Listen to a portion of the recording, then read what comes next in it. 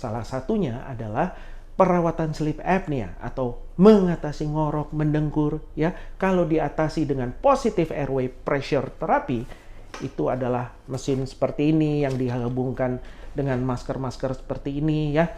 Ini akan menurunkan kunjungan ke IGD sebanyak 23% dan menurunkan resiko dirawat di rumah sakit sebanyak 31%. Kenapa? Karena sleep apnea, ngorok ini akan berakibat pada hipertensi, diabetes, penyakit jantung, stroke, asam urat tinggi, gagal ginjal, impotensi, depresi. Wah, akibatnya banyak.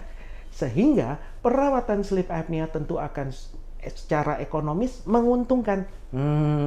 Coba perhatikan teman-teman yang di asuransi ya. Saya Dr. Andreas Prasaja, RPSGT dari Snoring and Sleep Disorder Clinic pertama di Indonesia. Saving life one snore at a time.